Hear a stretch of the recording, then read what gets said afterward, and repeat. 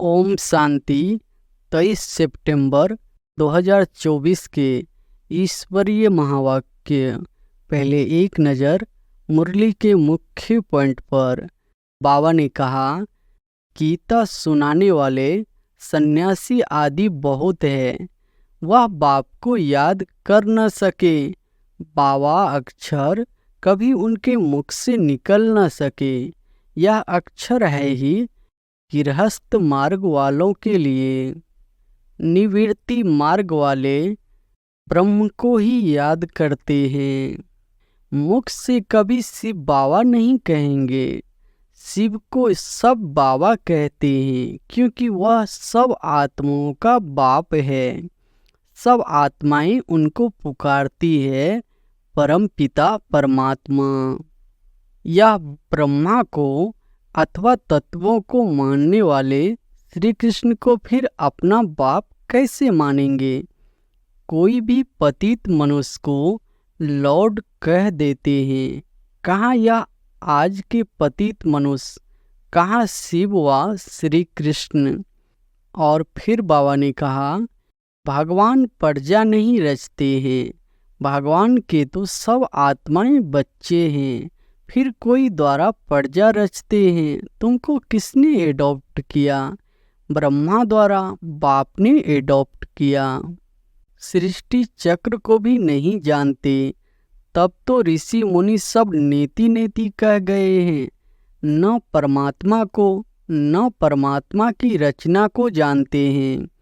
M object है या बनने की। सब पुरुषार्थ कर रहे हैं नर से नारायण बनने का। बनेंगे तो पुरुषार्थ अनुसार ना। बहुतों में कुछ न कुछ खामियां जरूर है।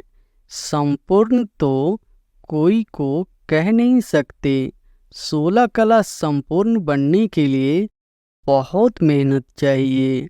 और फिर लास्ट में बाबा ने कहा, बाप को जान लिया, थोड़ा भी सुना तो स्वर्ग में जरूर आएंगे। 21 जन्मों के लिए स्वर्ग में आना कोई कम है क्या? सन्यासियों से भी तुम पूछ सकते हो कि यह जो महावाक्य व भगवान वाच्य है कि देह सहित देह के सब धर्म छोड़ मामेकम याद करो, क्या यह श्री कृष्ण कहते हैं मामेकम याद करो? तुम श्री कृष्ण को याद करते हो क्या? बाप कहते हैं, मेरे को बिरला कोई जानते हैं। मैं जो हूँ जैसा हूँ, तुम बच्चों में भी बिरले कोई एक्यूरेट जानते हैं। उनको अंदर में बहुत खुशी रहती है। अभी बाप ने तुम्हें ज्ञान की चाबी दी है, जिससे बुद्धि का ताला खुल गया है। और अब सुनते हैं महावाक्यों को विस्तार से। मुरली का सार है, मीठे बच्चे, अंदर में दिन रात बाबा बाबा चलता रहे तो अपार खुशी रहेगी। बुद्धि में रहेगा, बाबा हमें कुबेर का खजाना देने आए हैं। प्रश्न है, बाबा किन बच्चों को ऑनेस्ट ईमानदार फूल कहते हैं? उनकी निशानी सुनाओ। उत्तर है, ऑनेस्ट फूल वह है जो कभी भी माया के वश नहीं होते हैं, माया की खिटपिट में नहीं आते हैं। ऐसे ऑनेस्ट फूल लास्ट में आते भी फास्ट जाने का पुरुषार्थ करते हैं। वह पुरानों से भी आगे जाने का लक्ष्य रखते हैं। अपने अवगुणों को निकालने के पुरुषार्थ में रहते हैं। दूसरों के अवगुणों को नहीं देखते। ओम शांति। शिव भगवान वाच।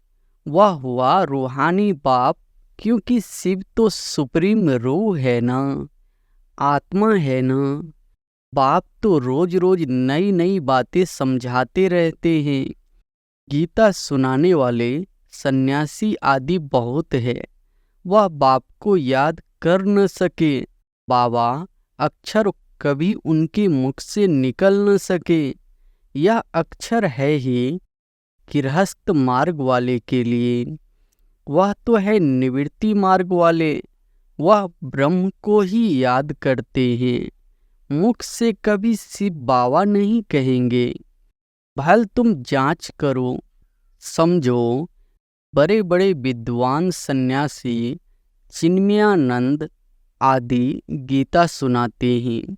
ऐसे नहीं कि वह गीता का भगवान श्री कृष्ण को समझ उनसे योग लगा सकते हैं, नहीं, वह तो फिर भी ब्रह्म के साथ योग लगाने वाले ब्रह्म ज्ञानी व तत्व ज्ञानी है।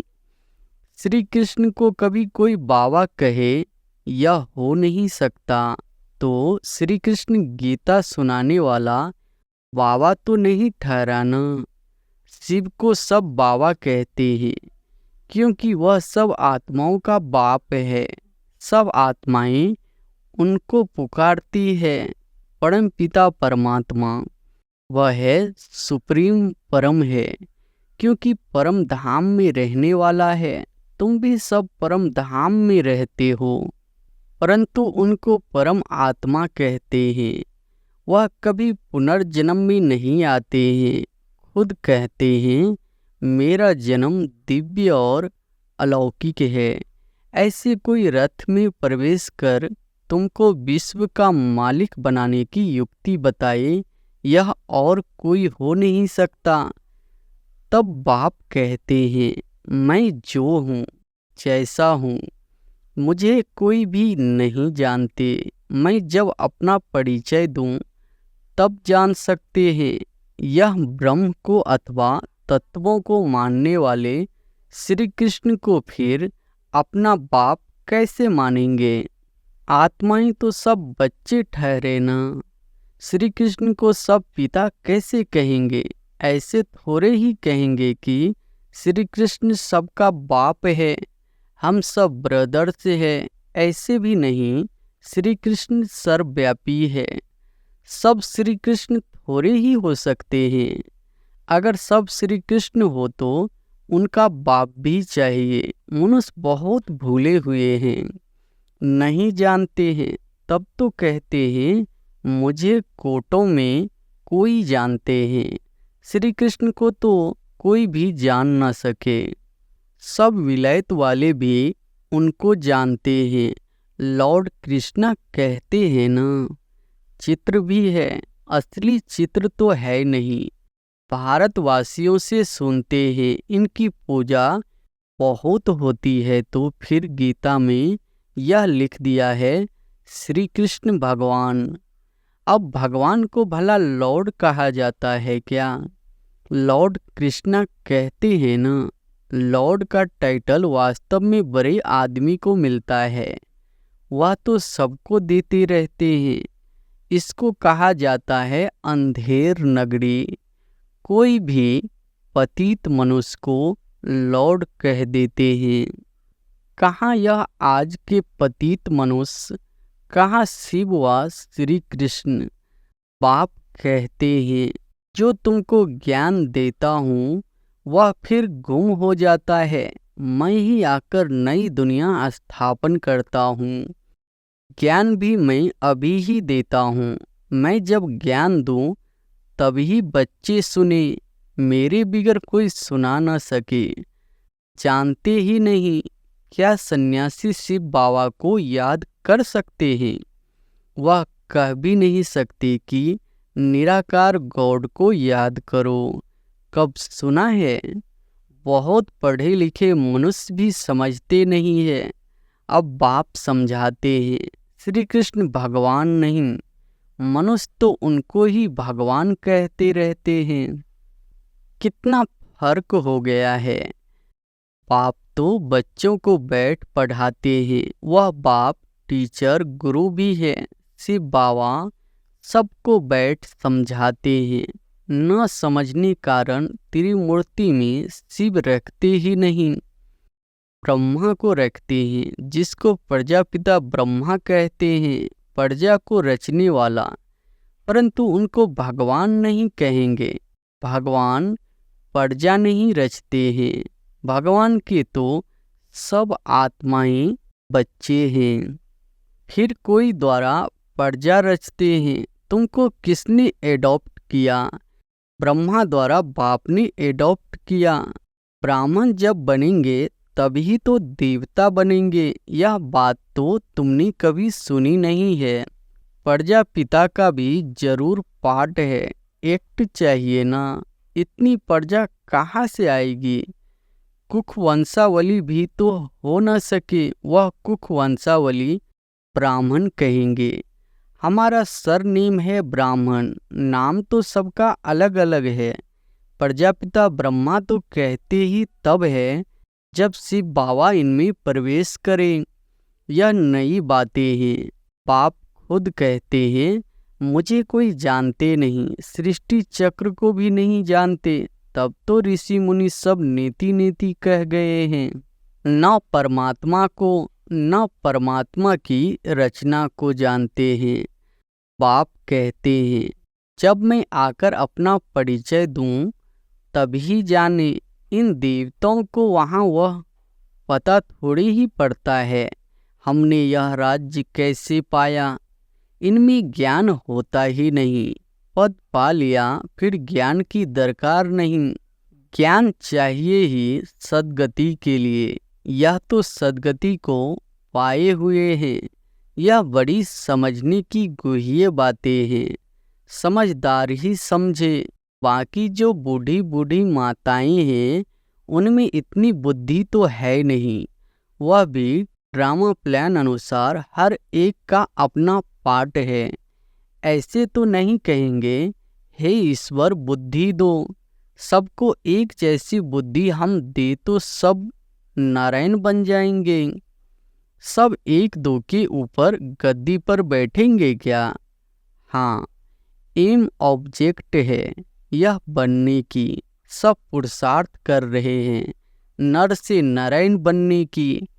बनेंगे तो पुरुषार्थ अनुसार ना। अगर सब हाथ उठाए हम नारायण बनेंगे तो पाप को अंदर में हंसी आएगी ना। सब एक जैसे बन कैसे सकते? नंबरवार तो होते हैं ना। Narayan the first, second, third. जैसे Edward the first, second, third होते हैं ना। भले एम ऑब्जेक्ट यह है परंतु खुद समझ सकते हैं ना। चलन ऐसी है तो क्या पद पाएंगे? पुरुषार्थ तो जरूर करना है।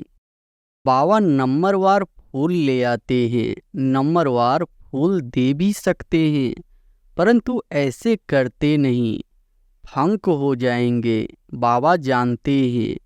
देखेंगे कौन जास्ती सर्विस कर रहे हैं। यह अच्छा फूल है। पीछे नंबरवार तो होते ही है। बहुत पुराने भी बैठे हैं परंतु उनमें नए नए बड़े बड़े अच्छे फूल हैं। कहेंगे यह नंबर 1 ऑनेस्ट फूल है। कोई खिटपिट एशिया आदि इनमें नहीं है। बहुतों में कुछ न कुछ खामियां जरूर है। संपूर्ण तो कोई को कह नहीं सकते। 16 कला संपूर्ण बनने के लिए बहुत मेहनत चाहिए। अभी कोई संपूर्ण बन न सके। अभी तो अच्छे अच्छे बच्चों में भी एशिया बहुत है। खामियां तो है ना। बाप जानते हैं सब किस किस प्रकार का पुरुषार्थ कर रहे हैं। दुनिया वाले क्या जाने। वह तो कुछ समझते नहीं, बहुत थोड़े समझते हैं। गरीब झट समझ जाते हैं। बेहद का बाप आया हुआ है पढ़ाने। उस बाप को याद करने से हमारे पाप कट जाएंगे। हम बाप के पास आए हैं। बाबा से नई दुनिया का वर्षा जरूर मिलेगा। नंबरवार तो होते ही है 100 से लेकर 1 नंबर तक। परंतु बाप को जान लिया, थोड़ा भी सुना तो स्वर्ग में जरूर आएंगे। 21 जन्मों के लिए स्वर्ग में आना कोई कम है क्या? ऐसे तो नहीं। कोई मरता है तो कहेंगे 21 जन्म के लिए स्वर्ग में गया। स्वर्ग है ही कहाँ? कितनी मिसअंडरस्टैंडिंग कर दी है। बड़े बड़े अच्छे लोग भी कहते हैं फलाना स्वर्ग पधारा। स्वर्ग कहते किसको है, अर्थ कुछ भी नहीं समझते। यह सिर्फ तुम ही जानते हो तुम भी मनुष्य, परंतु तुम ब्राह्मण बने हो, अपनी को ब्राह्मण ही कहलाते हो। तुम ब्राह्मणों का एक बाप दादा है, तो सन्यासियों से भी तुम पूछ सकते हो कि यह तो महावाक्य व भगवान वाच्य है कि देह सहित देह के सब धर्म छोड़ मामेकम याद करो। क्या यह श्री कृष्ण कहते हैं मामेकम याद करो? तुम श्री कृष्ण को याद करते हो क्या? कभी नहीं।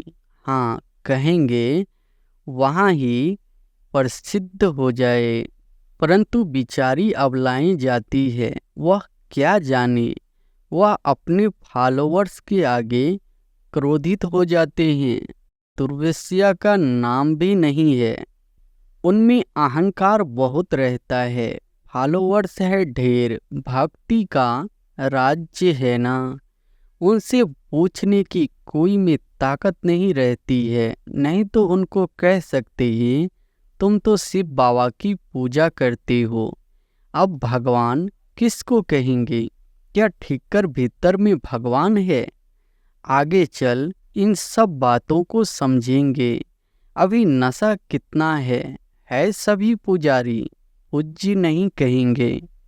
बाप कहते हैं मेरे को बिरला कोई जानते हैं, मैं जो हूँ जैसा हूँ।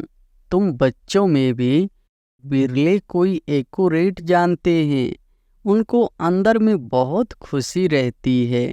यह तो समझते हैं ना, बाबा ही हमको स्वर्ग की बादशाही देते हैं, कुबेर के खजाने मिलते हैं। अल्लाह अवल दीन का भी खेल दिखाते हैं ना, ठका करने से खजाना निकल गया, बहुत खेल दिखाते हैं। खुदा दोस्त बादशाह क्या करते थे, उस पर भी कहानी है। पुल पर जो आता था उनको एक दिन की रजाई दे रवाना कर देता था। यह सब है कहानियाँ। अभी बाप कहते हैं खुदा तुम बच्चों का दोस्त है, इनमें प्रवेश कर तुम्हारे साथ खाते पीते हैं, खेलते भी है। शिव बाबा का और ब्रह्मा बाबा का रथ एक ही है, तो जरूर शिव बाबा भी खेल तो सकते होंगे ना।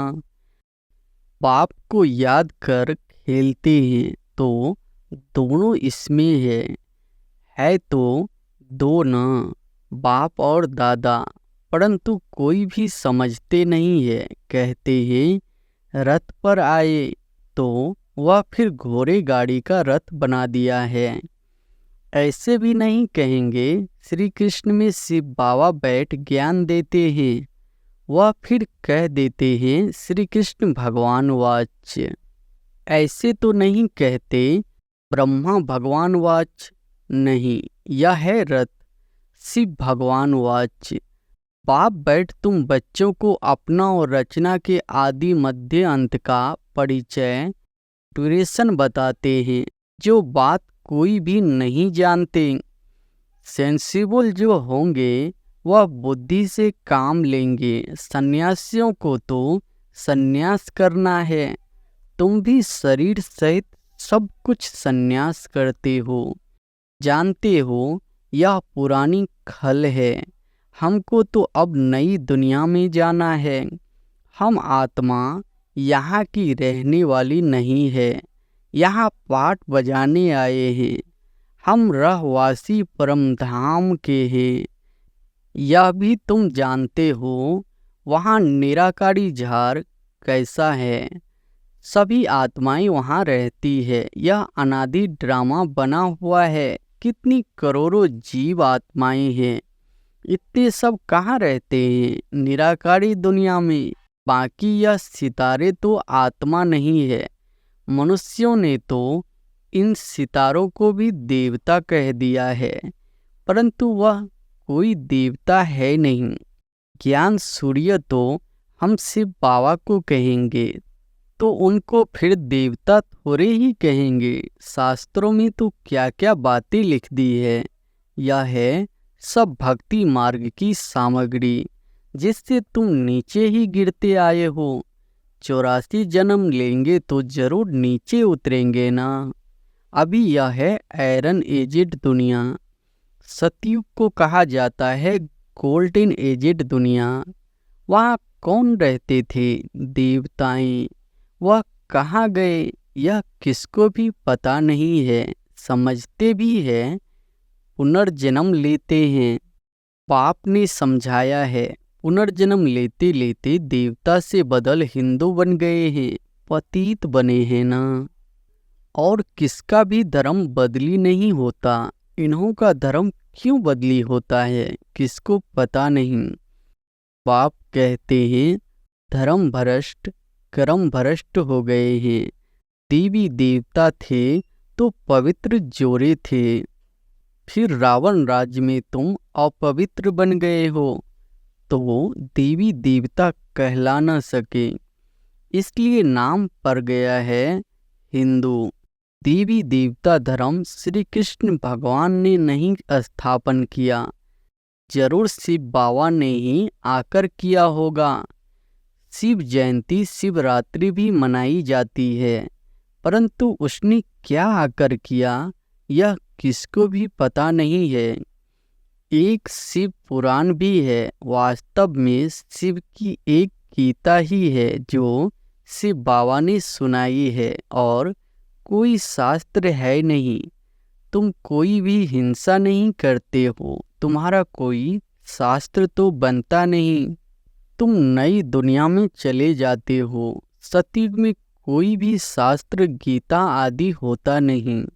वहाँ कौन पढ़ाएंगे? वह तो कह देती यह वेद शास्त्र आदि परंपरा से चले आते हैं, उन्हों को कुछ भी पता नहीं है। स्वर्ग में कोई शास्त्र आदि होता नहीं। बाप ने तो देवता बना दिया, सबकी सदगति हो गई, फिर शास्त्र पढ़ने की क्या दरकार है। वहाँ शास्त्र होते नहीं। अभी बाप ने तुम्हें ज्ञान की चाबी दी है, जिससे बुद्धि का ताला खुल गया है। पहले ताला एकदम बंद था, कुछ भी समझते नहीं थे। अच्छा, मीठे मीठे सिकिलधे बच्चों प्रति मात पिता बाप दादा का याद प्यार और गुड मॉर्निंग। रूहानी बाप की रूहानी बच्चों को नमस्ते। धारणा के लिए मुख्य सार पहली पॉइंट है, किसी से भी ईर्ष्या आदि नहीं करनी है। खामियां निकाल संपूर्ण बनने का पुरुषार्थ करना है। पढ़ाई से ऊंच पद पाना है। दूसरी पॉइंट है, शरीर सहित सब कुछ संन्यास करना है। किसी भी प्रकार की हिंसा नहीं करनी है। अहंकार नहीं रखना है। वरदान है, अविनाशी और बेहद के अधिकार की खुशी व नशे द्वारा सदा निश्चिंत भव। अविनाशी और बेहद के अधिकार की खुशी व नशे द्वारा सदा निश्चिंत भव। दुनिया में बहुत मेहनत करके अधिकार लेते हैं, आपको बिना मेहनत के अधिकार मिल गया। बच्चा बनना अर्थात अधिकार लेना। वाह, मैं श्रेष्ठ अधिकारी आत्मा। इस बेहद के अधिकार के नशे और खुशी में रहो तो सदा निश्चिंत रहेंगे। यह अविनाशी अधिकार निश्चित ही है। जहाँ निश्चित होता है वहाँ निश्चित होते हैं। अपनी सर्व जिम्मेवारियाँ बाप हवाले कर दो तो सब चिंताओं से मुक्त हो जाएंगे। स्लोगन है, जो उदार चित्त विशाल दिल वाले हैं वही एकता की नींव है। अच्छा, ओम शांति।